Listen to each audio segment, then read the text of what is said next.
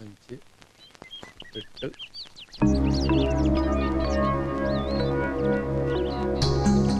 നമ്മുടെ അസോസിയേഷന്റെ കഴിഞ്ഞ വർഷത്തെ വരവ് ചെലവ് കണക്കുകളാണ്.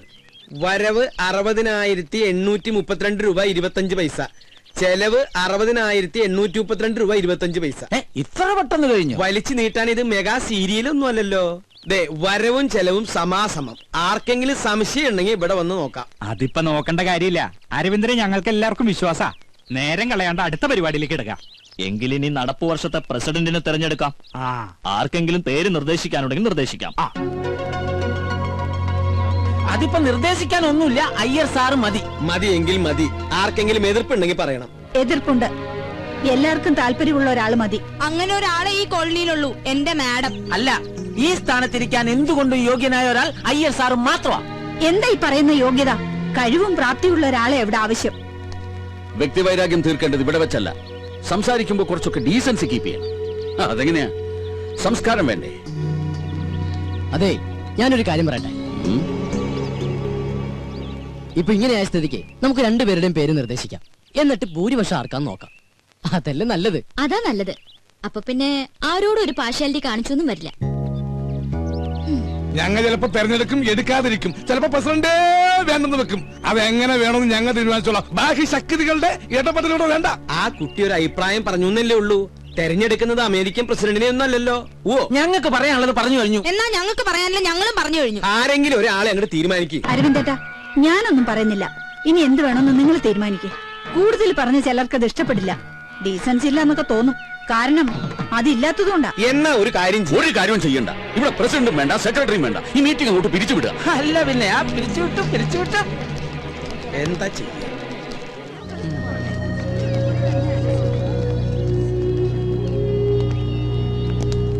ഈ ഐക്യം എന്ന് പറയുന്നത് ഇത് ഇങ്ങനെ വേണം. പതുക്കെ പറയാൻ അവിടെ. അല്ല അങ്കിൾ, ഈ കസ്തൂരി രംഗസ്വാമി തമ്മിൽ എന്തെങ്കിലും പ്രശ്നമുണ്ടോ? അത് ശരി. അപ്പൊ ഇത്ര നേരം കണ്ടിട്ടും കേട്ടിട്ടൊന്നും മനസ്സിലായില്ലേ? ഞാൻ സീരിയസ് ആയിട്ട് ചോദിച്ചതാ. എന്റെ മോളെ, രണ്ടുപേർക്കും ആവശ്യത്തിൽ കൂടുതൽ വിദ്യാഭ്യാസം, നല്ല ഒന്നാന്തരം പ്രൊഫഷനും കയ്യിലുണ്ട്. പറഞ്ഞിട്ട് എന്താ ഈഗോ? അങ്ങനെ നോക്കിയാൽ ഈ സൊസൈറ്റിയിൽ ആർക്കാ ഈഗോ ഇല്ലാത്ത? അത് സ്വന്തം കുടുംബത്തിലായ എന്താ ചെയ്യാ? അപ്പൊ അവര് ഭാര്യ ഭർത്താക്കന്മാരാ? പിന്നെയും ചോദിക്കണോ? ആയിരുന്നു. സത്യം പറഞ്ഞാൽ ഇവരുടെ ഈ തമ്മിത്തല്ല് കാണാൻ പറ്റാഞ്ഞിട്ടാ ഇവരുടെ മകൻ നാട് വിട്ടത്. ആഹാ, അങ്ങനെ ഒരു കക്ഷിയും കൂടി ഉണ്ടോ? എവിടെയാ എന്താന്ന് ദൈവത്തിന് പോലും അറിയില്ല. ഓ, അപ്പൊ അങ്ങനെയൊക്കെയാണ് കാര്യങ്ങൾ. മോളിപ്പ എന്താ പറഞ്ഞു വരണേ? അല്ല അങ്കിൾ, നമുക്ക് ഇവരെ രണ്ടുപേരും ഒന്ന് കൂട്ടി യോജിപ്പിക്കണ്ടേ? എന്ത്? ഇത്രയും ഫാമിലികൾ ഒരുമിച്ച് താമസിക്കുന്ന ഈ കോളനിയില് രണ്ടുപേരും മാത്രം ശത്രുത വെച്ച് പുലർത്തുന്നത് ശരിയാണ്? അടുത്ത് താമസിക്കുന്ന നമ്മളെ വേണ്ടേ മുൻകൈ എടുക്കാൻ? മോളെ, നിനക്ക് അറിയാഞ്ഞിട്ടാ. അവര് ഇന്ത്യയും പാകിസ്ഥാനും പോലെയാ. കാശ്മീരിന്റെ സ്ഥാനത്ത് സ്വാമിനാഥനാണെന്നേ ഉള്ളൂ. ഇന്ത്യയും പാകിസ്ഥാനാണെങ്കിൽ പിന്നെയും ചേരും. പക്ഷെ ഇവരുടെ കാര്യം ഭയങ്കര കഷ്ടമാണ്. ഇങ്ങനെയുള്ള മുൻവിധികൾ ഒരു കാര്യത്തിലും എടുക്കാൻ പാടില്ല. ഞങ്ങൾ ഒരു കാര്യം ചെയ്യും, നമ്മുടെ ജോലിയൊക്കെ ഉപേക്ഷിച്ചിട്ട് അവരെ കൂട്ടി യോജിപ്പിക്കാൻ നടക്കും. ഞങ്ങൾക്ക് വേറെ പണിയുണ്ട്. അല്ലാച്ചാ പരിഹസിക്കൊന്നും വേണ്ട. ഈ ശീതൽ വിചാരിച്ച അവര് ചേരും എന്നൊന്ന് കണ്ടിട്ടേ ഉള്ളൂ. ബെറ്റുണ്ടോ? ബെറ്റ് വെക്കാം. ഞാൻ ഈ ബെറ്റി തോറ്റാ എന്റെ ഈ പാവച്ചനെ പഴയ കൊണ്ട് ഞാൻ മൊട്ടടിക്കും. എന്നാ ഞാൻ ഈ ബെറ്റി തോറ്റാ ഈ പാവങ്ങളുടെ തല തിരുപ്പതി കൊണ്ടുപോയിട്ട് മാറ്റമല്ലോ. എന്ത് വേണം? നിങ്ങൾക്ക് മൊട്ട അടിച്ച് കളിക്കാനുള്ളതാണോ എന്റെ തല? നീയല്ലേ ഈ കുട്ടിനെ ഒരു കള്ളത്തരങ്ങൾ പഠിപ്പിക്കണേ? അച്ഛൻ ചെറുപ്പം മുതലേ ഇങ്ങനെയാ. പൗഡർ കൂടുതലിട്ടേക്കാം. ഇരുട്ടത്തവൾ കാണാണ്ടിരിക്കണ്ട.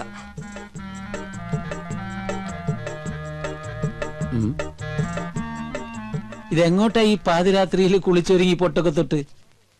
ഉറങ്ങാൻ പോകണം. ഉറങ്ങാൻ പോകണം. എങ്ങനെയോ? ചെറുപ്പം മുതലെന്റെ ശീലോ ഉറങ്ങാൻ കിടക്കുമ്പോ മേക്കപ്പ് ഇട്ട് കിടക്കുന്നത്. എന്തിന്? ഈ ഉറക്കത്തേക്ക് ഇടുന്നു എന്തോരം മനുഷ്യന്മാരാണെന്ന് ചത്തുപോണത്. ഞാനും അങ്ങനെ ചത്തുപോയാല് എന്നെ കുളിപ്പിക്കാണ്ടും മേക്കപ്പ് ചെയ്യാണ്ടും പട്ടണേക്ക് എടുക്കാനല്ല, നാട്ടുകാർക്ക് സൗകര്യവുമല്ല. സൗകര്യവും. അങ്ങനെയാണെങ്കിൽ കുറച്ച് അരിയും പൂവും വായിലും ഇട്ടോ, പൂജാരിക്കും സൗകര്യമാവുമല്ലോ. ഞാനേ പൂജാരിനെ വിളിച്ചിട്ട്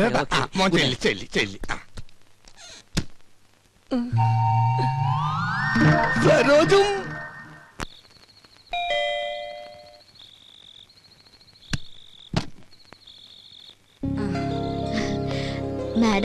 മാഡം ഒന്ന് പോലീസ് സ്റ്റേഷൻ വരെ പോയിരിക്കുക ജാമ്യം എടുക്കാൻ. ഈ രാത്രിയിലോ? സ്ത്രീകളുടെ കേസാണെങ്കിൽ ഏത് രാത്രിയാണെങ്കിലും മാഡം പോയിരിക്കും. ശരി എന്നാ. അല്ല, എന്തെങ്കിലും പറയണോ? ഞാൻ പിന്നെ കണ്ടോളാം. ശരി.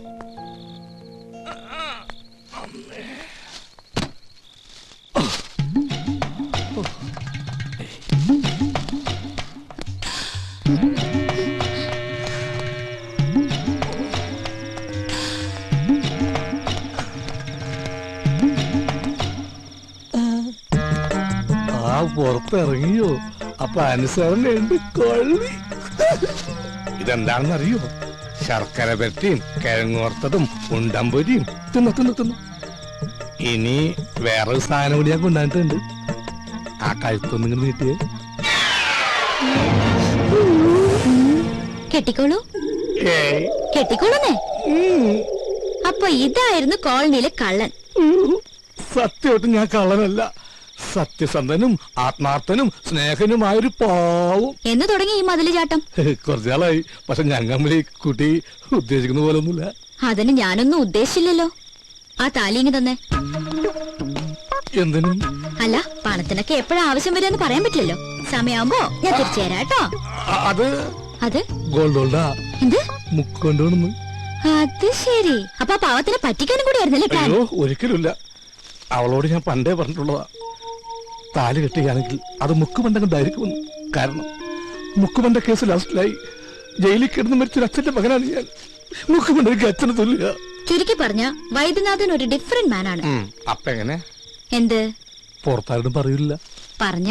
അയ്യോ, ഞാൻ എന്ത് വേണമെങ്കിലും ചെയ്യാം. തെങ്ങിക്കയറാൻ പറഞ്ഞ? അപ്പൊ കയറും. ഇറങ്ങാൻ പറഞ്ഞ? ഇറങ്ങും. എന്നാ വൈദ്യനാഥൻ ചെല്ല്. ഇതോടെ കൊണ്ടുവയ്ക്കോ. ഉണ്ണമ്പനും ചക്രവർത്തിയോ? എനിക്ക് വേണ്ട. മേക്കമ്മൻ. യെസ് മാഡം, ഞാൻ മനസ്സിലായി. പ്ലീസ് ഇതാ. ഇന്നലെ വന്നിരുന്നു സരോജ പറഞ്ഞു. എനിക്ക് മാഡത്തിനോടൊരു കേസിന്റെ കാര്യം ഡിസ്കസ് ചെയ്യാനുണ്ടായിരുന്നു. അത് എന്റെ ചേച്ചിയും ഹസ്ബൻഡും കുറച്ചുനാളെ അകന്ന് താമസിക്കാം. എന്താ കാരണം? കാരണം പ്രൊഫഷണൽ ഈഗോ. രണ്ടുപേരും ഡോക്ടേഴ്സാ. ഒരു കുഞ്ഞുണ്ട്. ചേച്ചി പറയുന്നു ഡൈവോഴ്സ് വേണമെന്ന്. എന്താ മാഡം ഇപ്പൊ ചെയ്യാ? ആരെങ്കിലും ഒരാൾ വിട്ടുവീഴ്ച ചെയ്തേ പറ്റൂ. ഭാര്യയുടെ ഭാഗത്തുനിന്നായാൽ ഏറ്റവും നല്ലത്. പുരുഷൻ ഏത് വഴിയോരത്തും അന്തി ഉറങ്ങാം. സ്ത്രീക്കത് പറ്റില്ലല്ലോ. അവൾക്ക് സുരക്ഷിതമായ ഒരിടം വേണം. ചുരുക്കി പറഞ്ഞ സ്ത്രീ തോറ്റെടുക്കണമെന്ന് അർത്ഥം. എന്നാ പിന്നെ മാഡത്തിനത് ചെയ്തൂടെ? മനസ്സിലായില്ല. അല്ല, മറ്റുള്ളവർക്ക് വേണ്ടി നന്നായി ഉപദേശിക്കുന്നുണ്ടല്ലോ. സ്വന്തം ജീവിതത്തില് ഞാൻ ഗെറ്റ് ഔട്ട് ഫ്രം ഹിയർ. ഭൂമിയിൽ ഇപ്പോഴും ചെലവ് കുറഞ്ഞത് ഉപദേശം തന്നെയാ, അല്ല മാഡം? You get lost. അല്ല, അത് പുറത്തു പോകാൻ.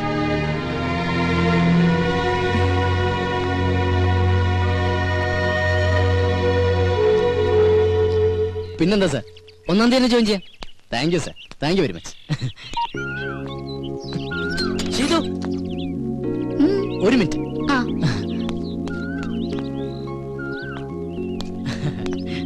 അതെ, എനിക്കൊരു ജോലി റെഡിയായി. ആണോ? എവിടെ? ടൗണിലുള്ള ഗ്രീറ്റിംഗ് ഗാലറിയിലാ. അപ്പൊ ചെലവുണ്ട്. ഓ പിന്നെന്താ. ഇതങ്ങോട്ട് രാവിലെ തന്നെ ഡെറാഡൂണിലേക്കാണോ? ഞാൻ മിസ്റ്റർ അയ്യരെ ഒന്ന് കാണാൻ വേണ്ടി ഇറങ്ങിയതാ. അയ്യോ, ഇന്ന് സൺഡേ അല്ലേ? പുള്ളി അവിടെ ഉണ്ടാവില്ല, നെസ്റ്റിലായിരിക്കും. നെസ്റ്റോ? തനിക്കറിയില്ലല്ലേ, നമ്മുടെ അയ്യരും മാമിയും സ്വാമിനാഥനും കൂടി താമസിച്ചിരുന്ന വീടല്ലേ.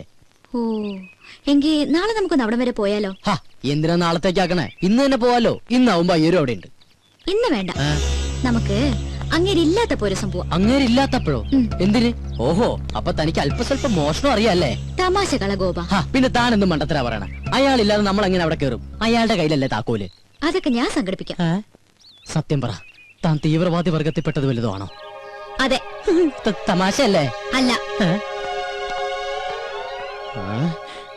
നെവർ.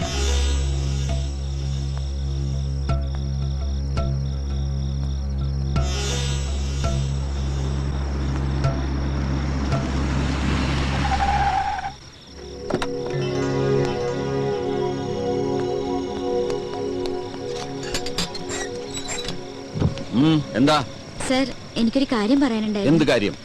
സർ, മെറ്റ് ലൈഫിന്റെ ഒരു പോളിസി എടുക്കണം. താല്പര്യമില്ല. സർ, അത് പറഞ്ഞല്ലോ താല്പര്യമില്ലെന്ന്.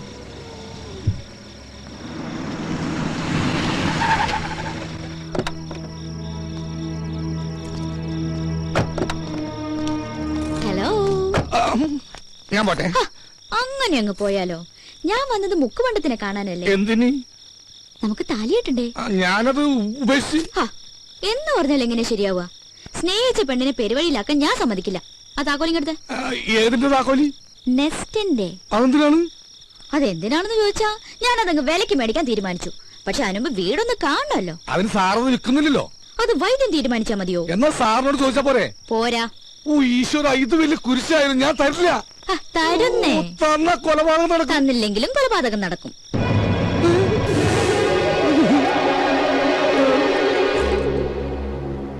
ഹലോ, ഇതെന്താ? താക്കോൽ, നെസ്റ്റിന്റെ താക്കോൽ. ഇതെവിടുന്ന് സംഘടിപ്പിച്ചു? സംഘടിപ്പിച്ച കഥയൊക്കെ പോകുന്ന വഴിക്ക് പറയാം. പോവാം. പിന്നെ അത് പകലെപ്പോഴെങ്കിലും പോവാം. പകല് പോയി ആരെങ്കിലും കാണില്ലേ? രാത്രി പോയാൽ ആരെങ്കിലും കാണും. മാത്രമല്ല അവിടെ യക്ഷിയുടെ ശല്യമുണ്ട്. ആഹാ, എങ്കിൽ പിന്നെ ഉറപ്പായിട്ടും പോണം. ഞാനാണെങ്കിൽ യക്ഷികൾ ഇതുവരെ കണ്ടിട്ടുമില്ല. ഇത് ഞാൻ ഒന്ന് പറയുന്നു. വാ ഗോപ. സോറി.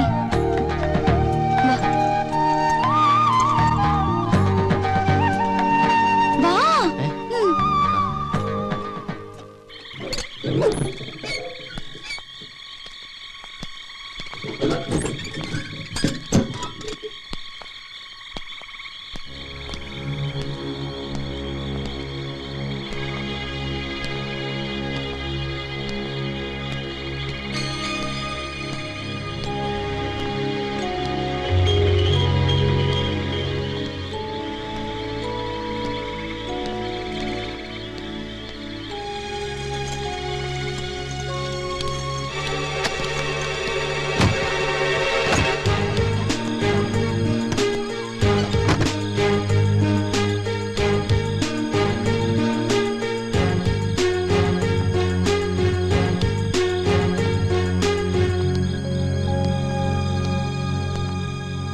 ടോർച്ച് ഇങ്ങോട്ടൊന്ന് അടിച്ചേ.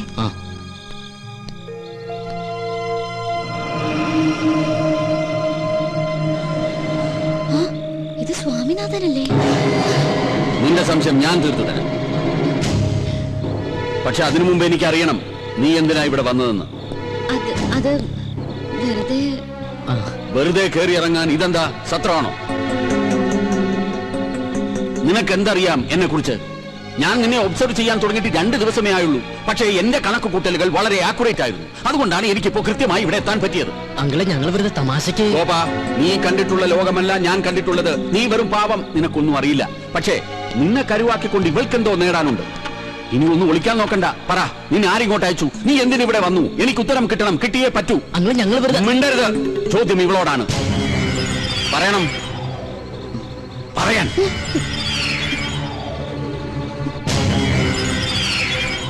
നീ പറയില്ല? വേണ്ട, പറയണ്ട. ചോദിക്കേണ്ടവരെ കൊണ്ട് ചോദിപ്പിച്ചാലേ പറയൂ എന്നാണെങ്കിൽ അങ്ങനെയാണ്.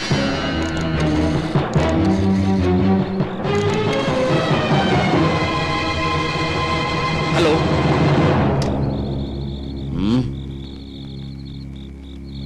ഞാൻ പറയാം. എനിക്കറിയാവുന്ന ഒരു സ്വാമിനാഥനുണ്ട്. അത് തന്നെയാണോ നിങ്ങളുടെ മകനെന്ന് അറിയാൻ വേണ്ടിയാ.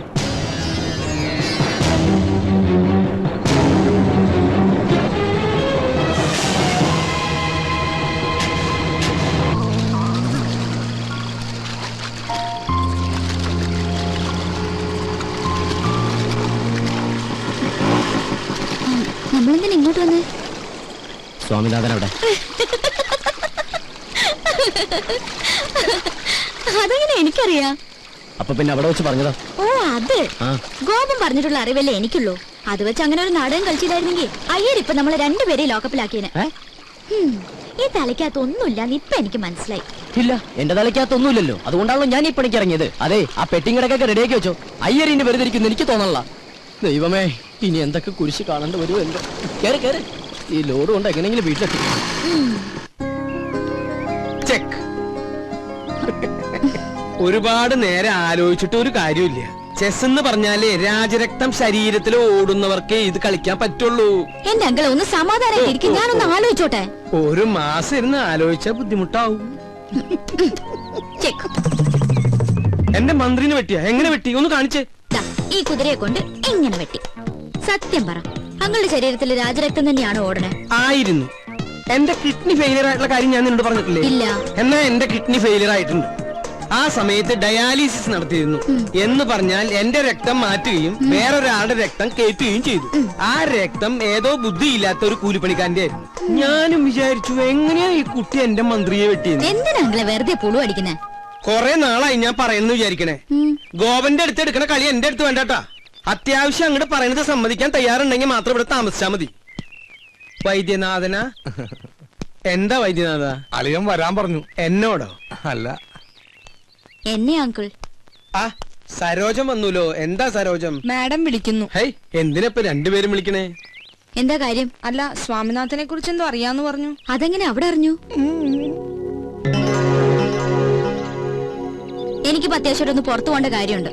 എപ്പോഴാ കാണാൻ പറ്റുമെന്ന് രണ്ടുപേരും ഞാൻ അറിയിക്കാം. ഓ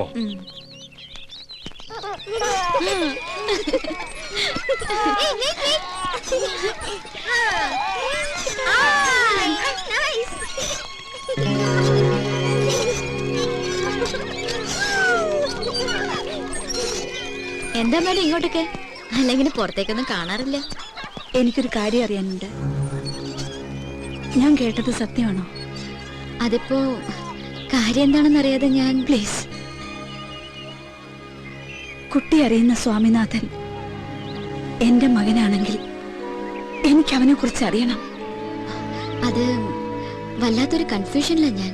മോളെ, നിന്റെ ഉദ്ദേശം എനിക്കറിയില്ല. എന്നാലും ഇതൊരു കുട്ടിക്കളിയായിട്ട് കാണരുത്. മകനെ നഷ്ടപ്പെട്ട ഒരു അമ്മയുടെ വേദന അതിപ്പോ നിനക്ക് മനസ്സിലാവില്ല. പറയ്, എന്റെ മോൻ എവിടെയാ? I am sorry. ഞാൻ പറഞ്ഞില്ലേ, എനിക്കിപ്പോ കുറച്ച് തിരക്കുണ്ട്. പിന്നെ കാണാം.